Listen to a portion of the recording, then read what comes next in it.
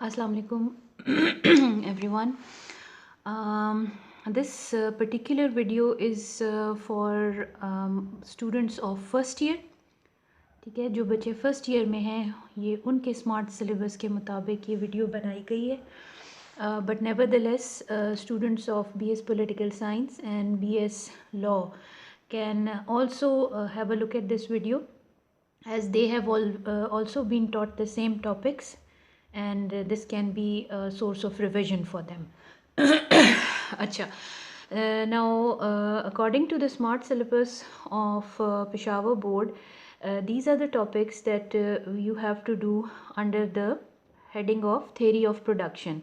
आपके पास जो बुक है उसमें ये चैप्टर 7 और उससे आगे कुछ जो टॉपिक्स दिए हुए हैं उनमें ये तमाम टॉपिक्स मौजूद हैं. यहाँ तक लैंड एंड इट्स कैरेक्टरिस्टिक्स तक. लेबर पर जब हम जाएंगे तो it's all together a new chapter. In today's video we are just going to stick towards the first 2-3 things. So although these have been done in the class, but I have to make a tempo and I will be revising few concepts so that आगे की चीज़ें आप लोगों को आसानी से समझ आ जाए. So we'll begin with definition of production, followed by factors of production, और factors of production में particularly आज हम land cover करेंगे. अच्छा. Now what is production? How it can be defined? Production refers to all activities undertaken to provide goods and services which satisfy human wants.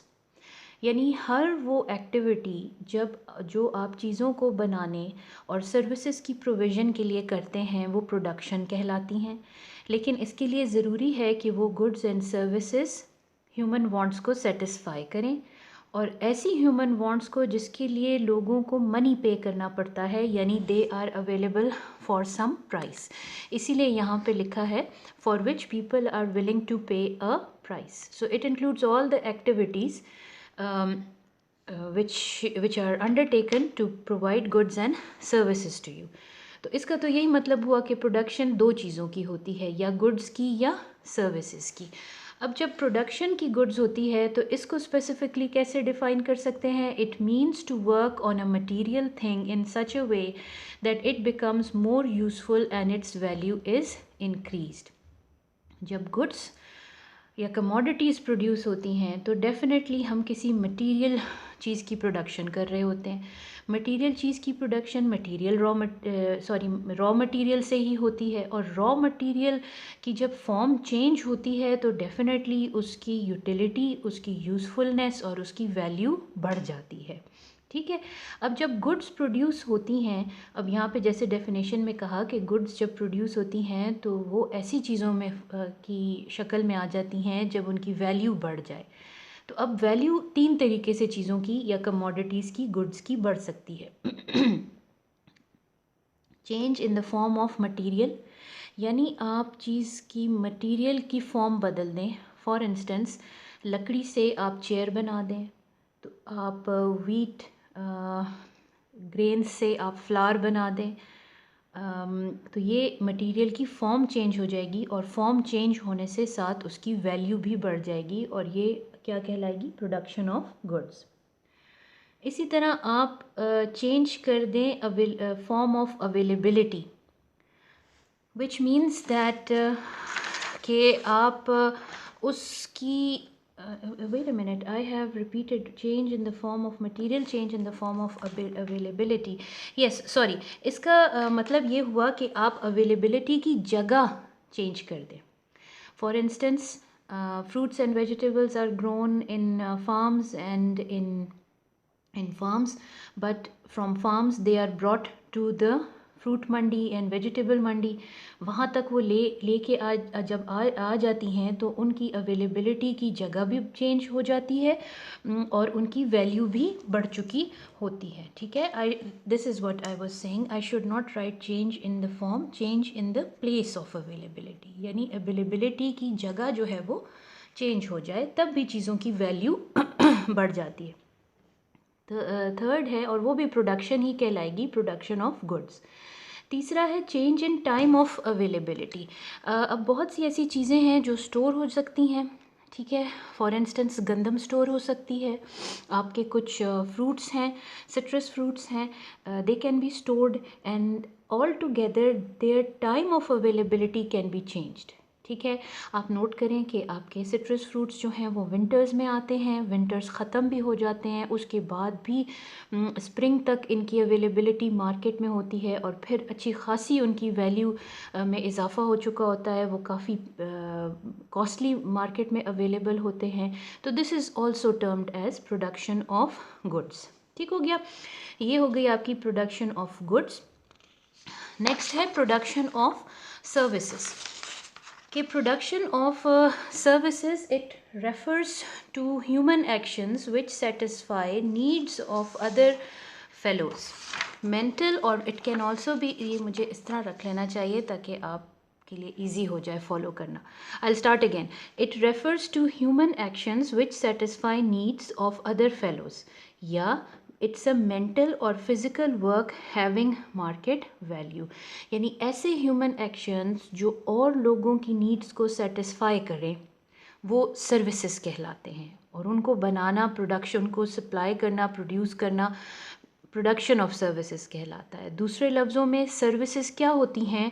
Mental और physical work having market value, यानी ऐसा mental काम या physical काम, दिमाग जिसमें लगता हो, जिसमें आपके जिस्म के अज़ा इस्तेमाल करके आप काम करें, मज़दूरी वग़ैरह।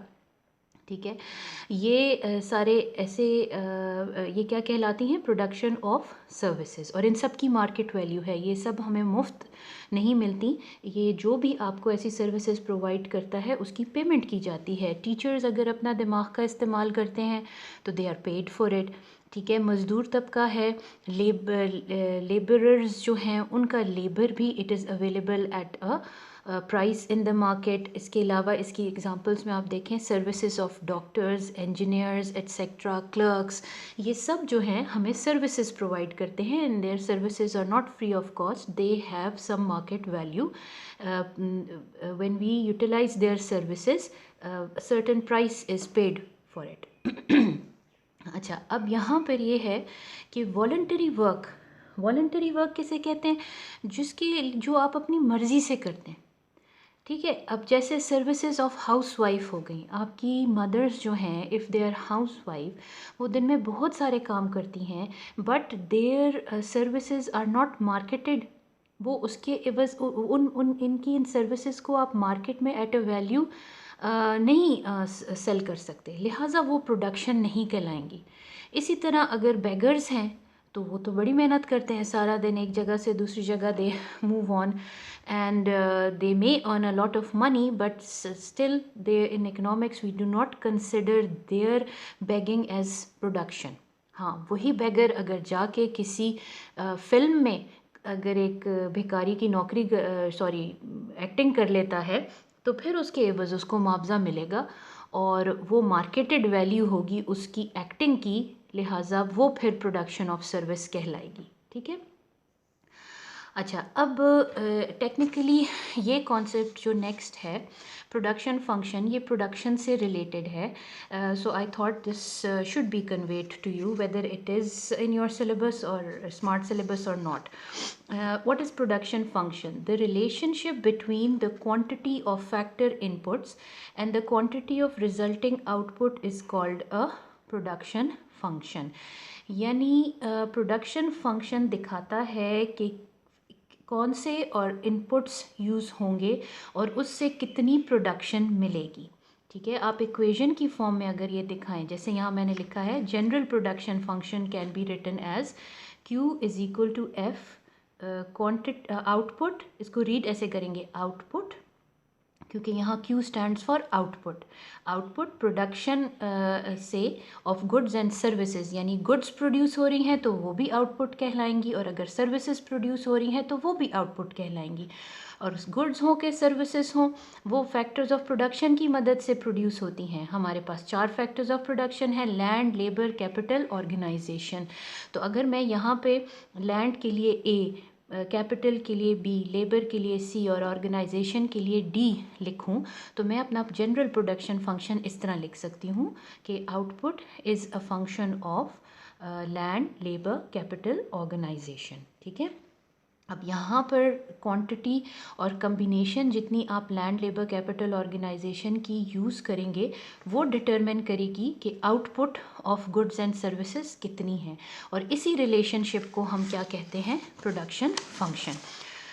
अब अगर प्रोडक्शन फंक्शंस हमारे पास दो तरह के होते हैं, they can be short run production function and they can be long run production function.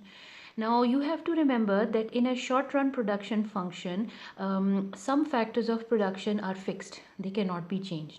And in long run production function, all factors are variable.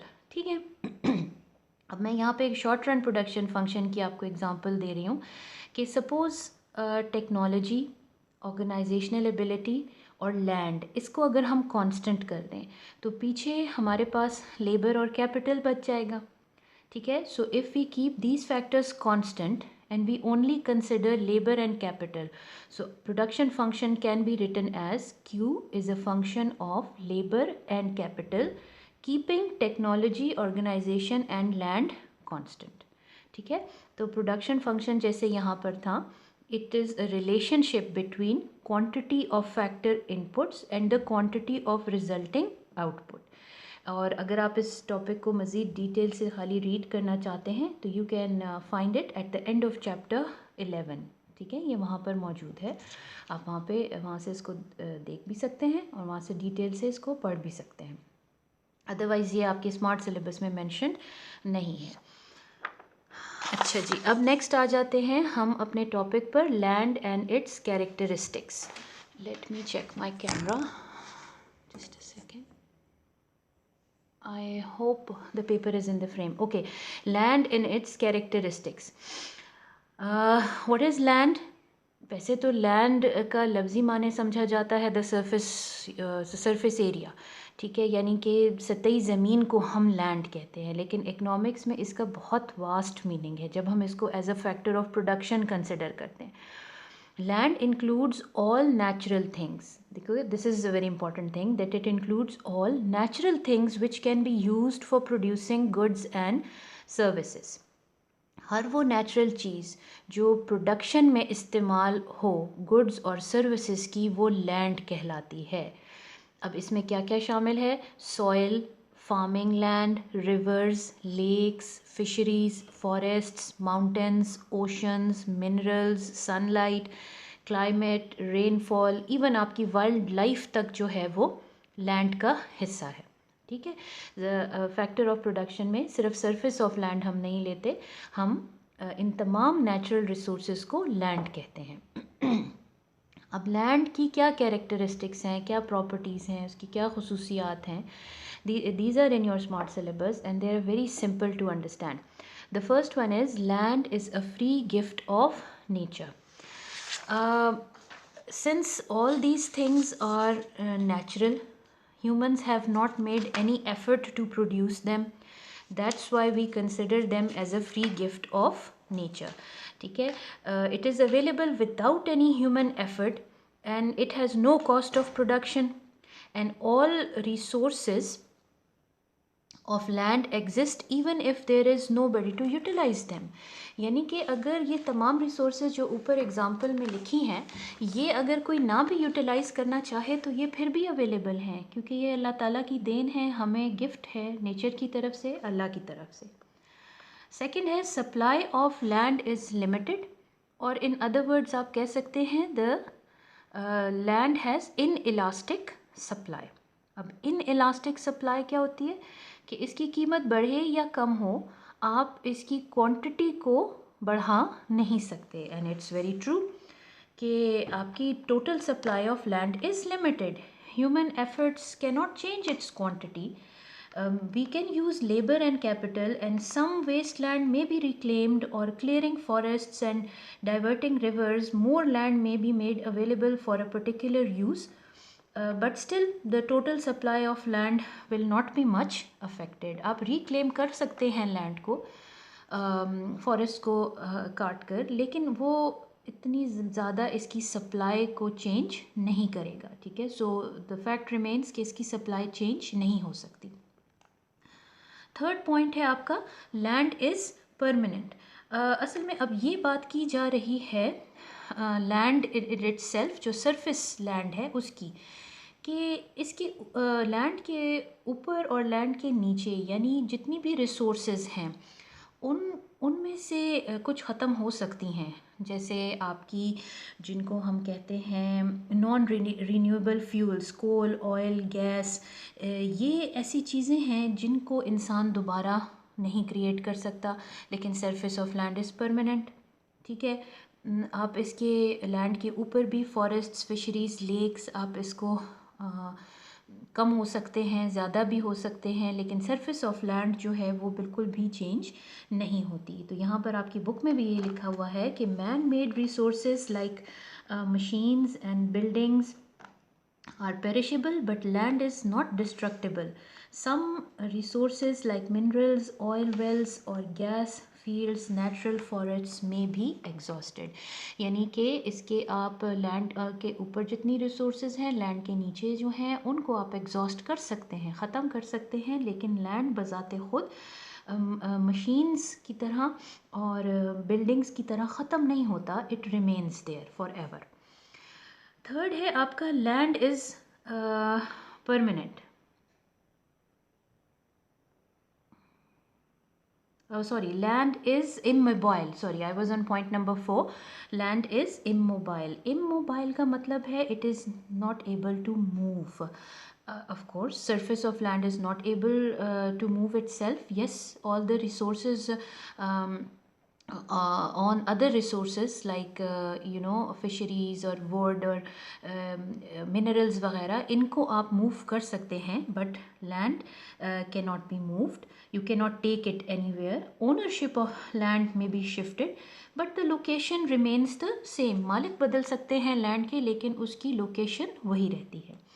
Next है आपका कि लैंड डिफ़र करता है, land differs in fertility due to better natural resources. इसके लिए मैंने पहले भी आपको ये एग्जांपल दी थी कि जिन एरियाज़ में ज़्यादा अच्छी नेचुरल रिसोर्सेज होती हैं, जहाँ पे ज़्यादा दरिया होंगे, जहाँ का रेनफॉल ज़्यादा अच्छा होगा, उस लैंड की फर्टिलिटी ज़्यादा होगी, और फिर फर्टिलिटी ज़्यादा है इसका मतलब उसकी प्रोडक्टिविटी भी ज़्यादा होगी। अब जहाँ पर बारिश कम हो, जहाँ पर नहरी निज़ाम ना हो, या जहाँ पर रिवर्स वगैरह का पानी ना आता हो, खुश्क इलाके हों, तो वहाँ की फर्टिलिटी और प्रोडक्टिविटी कम होगी। नेक्स्ट है कि land differs in situations and locations. Some lands are better situated, they are near the town markets, business centers, main roads, etc. Goods can be produced on these lands with less cost.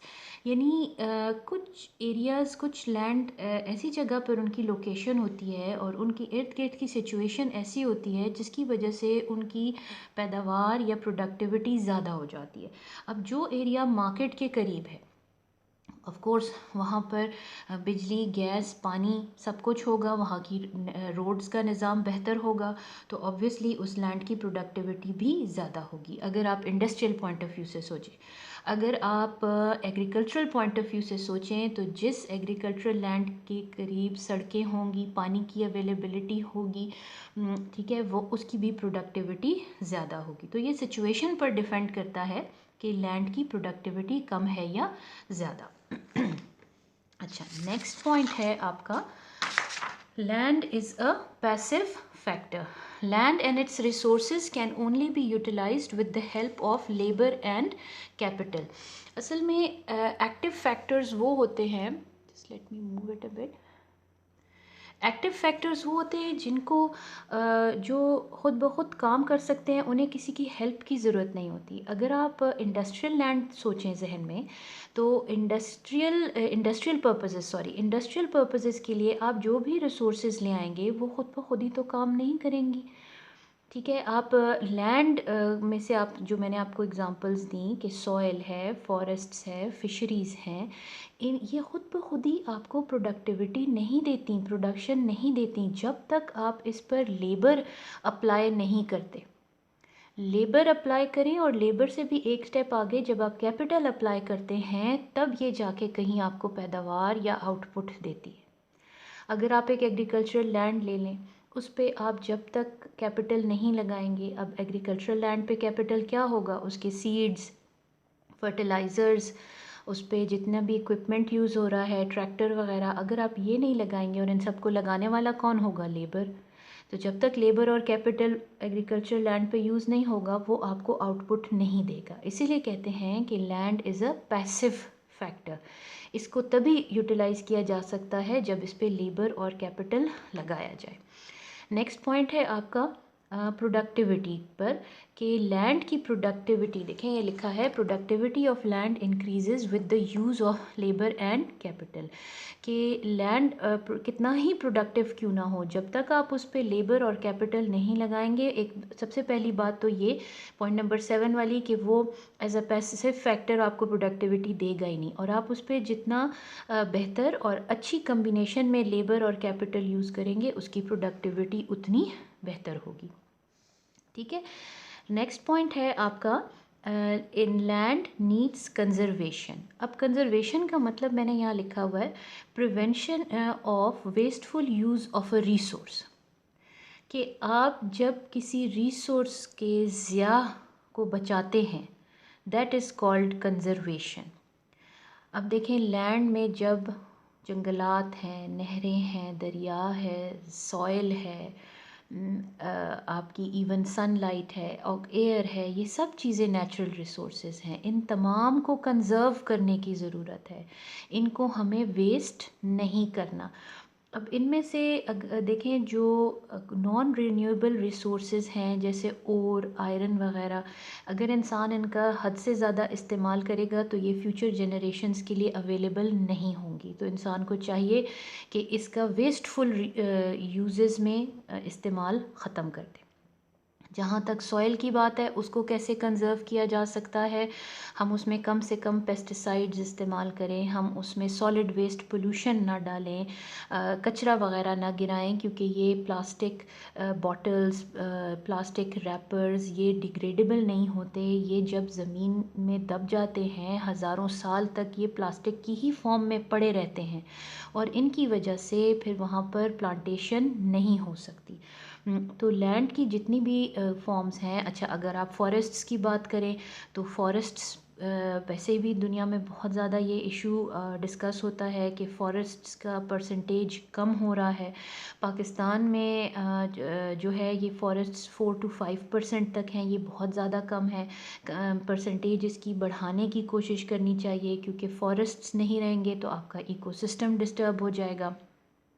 Forests नहीं होंगे तो आपकी जो है वो एक तो आपका जो वाइल्ड लाइफ है वो बहुत डिस्टर्ब हो जाएगी, डिप्लीट हो जाएगी, बहुत से जानवरों और बर्ड्स की नस्लें हैं वो ख़त्म हो जाएंगी। इसके अलावा टिम्बर यानी वुड वगैरह फ्यूचर जनरेशन्स के लिए अवेलेबल नहीं रहेगी।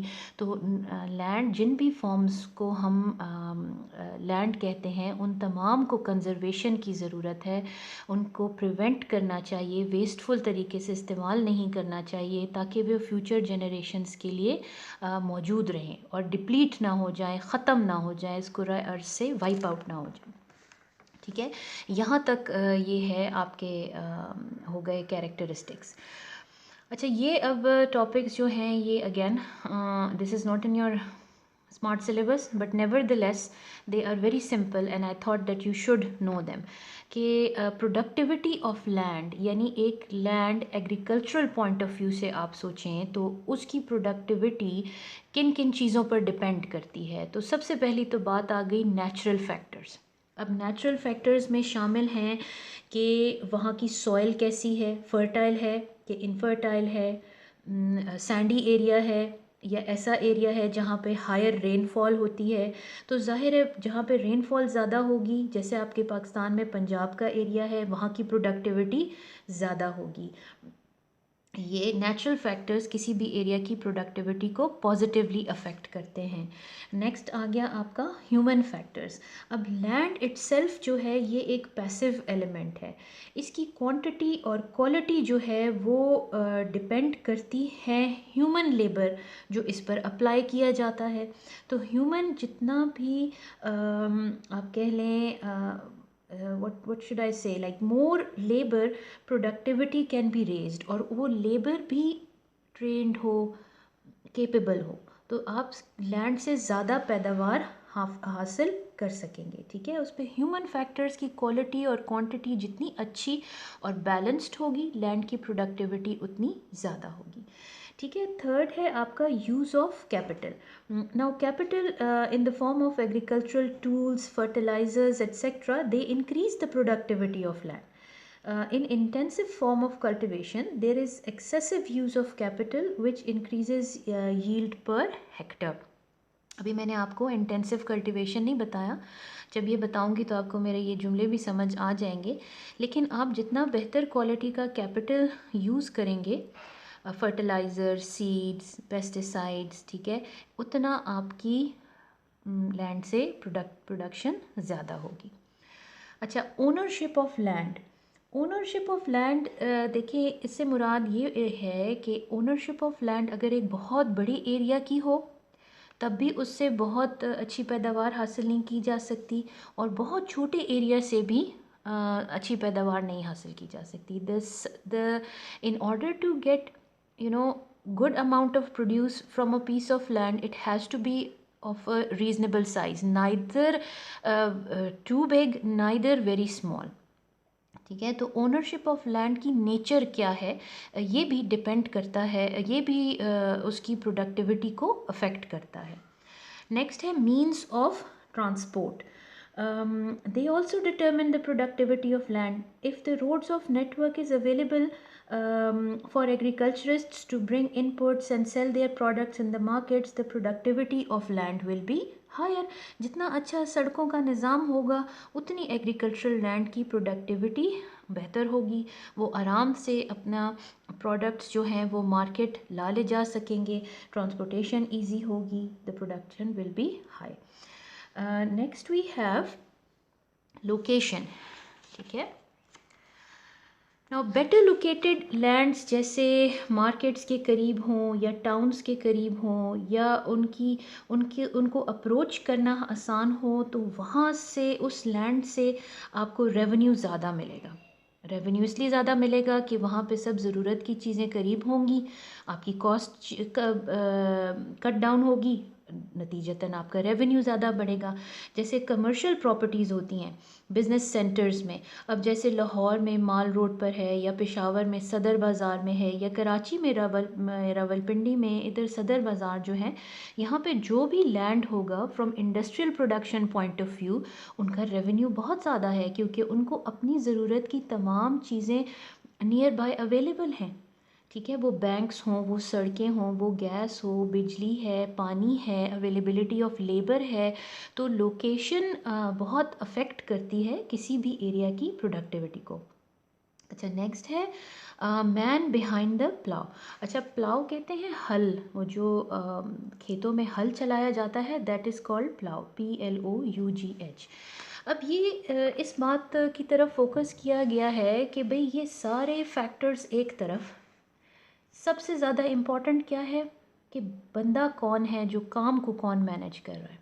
Sometimes it happens that you may have all these factors positively, but the person who is managing all the other resources is not capable enough, he's not efficient enough, he or she is lazy and is not experienced, doesn't want to work.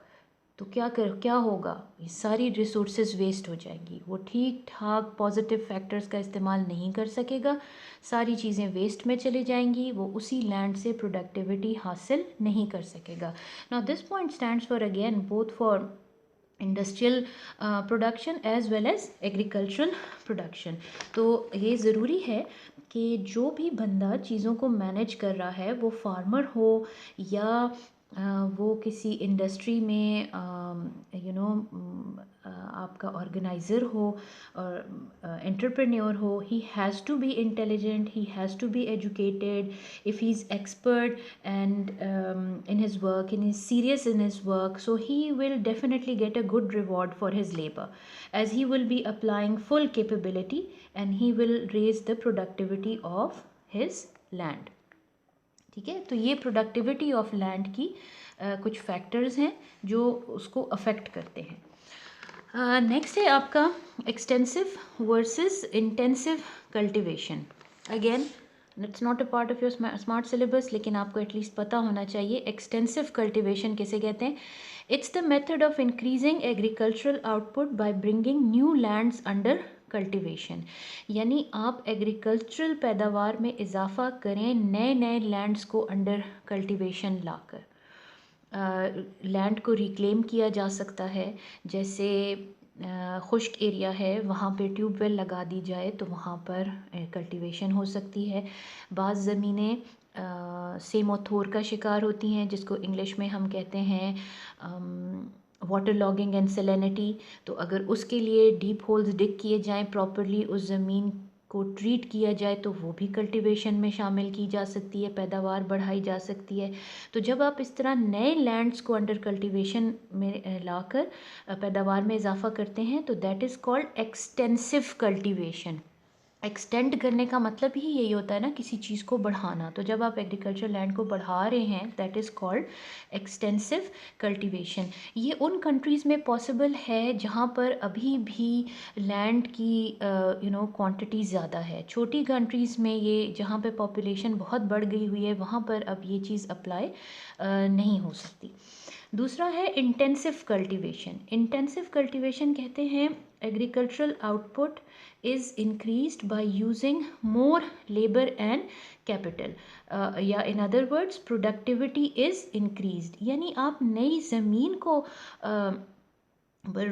इस्तेमाल न करें, आप land को reclaim न करें, but existing land पर ही आप बेहतर लेबर, बेहतर कैपिटल अप्लाई करें ताकि वो ज़्यादा पैदावार आपको दे, तो वो कहलाएगा इंटेंसिव कल्टीवेशन।